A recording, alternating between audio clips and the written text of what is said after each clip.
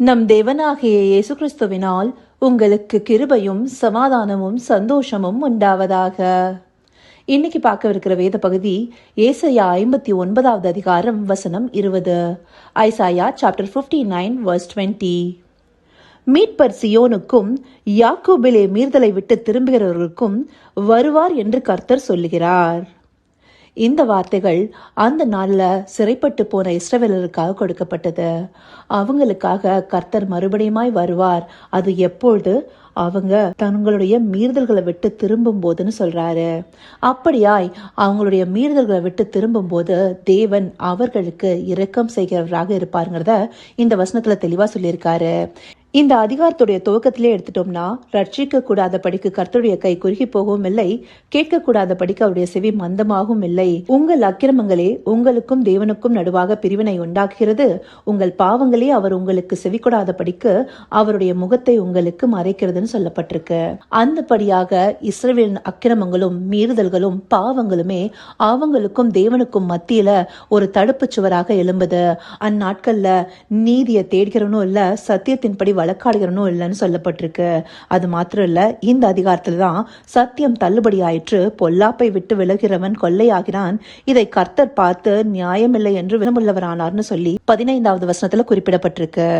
அப்படி அந்த நாட்கள்ல இஸ்ரவேலர்கள் நீதியை தேடாம சத்தியத்தை தள்ளுபடி பண்ணி அவங்களுடைய மனம் போன போக்குல வாழ்க்கைய வாழ்ந்திருக்காங்க. இந்தபடியாக இருக்கும்போது அவங்க சிறைப்பட்டு போன நிலைமைக்குள்ளார போறாங்க. இப்படியா இருக்கிற ஜனங்களுக்கு விண்ணப்பம் பண்ணுகிறவங்க ஒருத்தருமே இல்லைன்னு சொல்லிட்டு கர்த்தர் பார்த்து அவர் தன்னுடைய சொந்த புயத்தினால ரட்சிப்பை உண்டு பண்ணுகிறார். அவருடைய நீதியே அவரை தாங்கும்படியாக செய்கிறார்.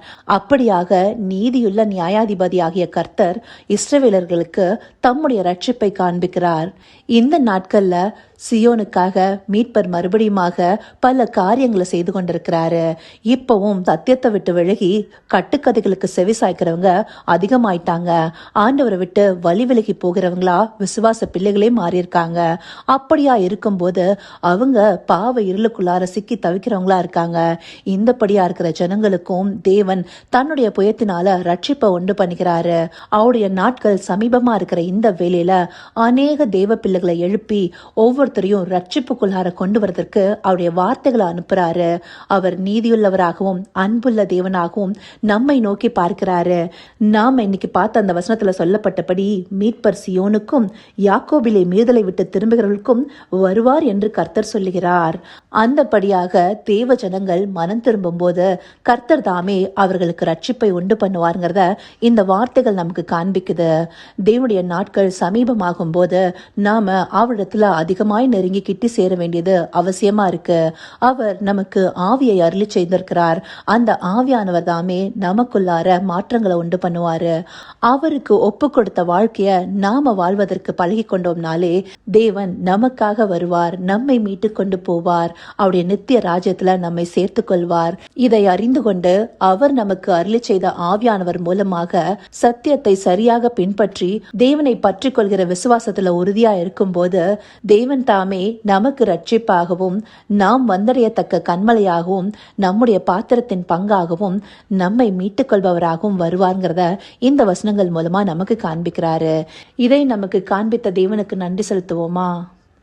கர்த்தாவே, தேவாதி தேவனே, உமக்கே இந்த வேளையில் நன்றி செலுத்துகிறோம் ராஜா.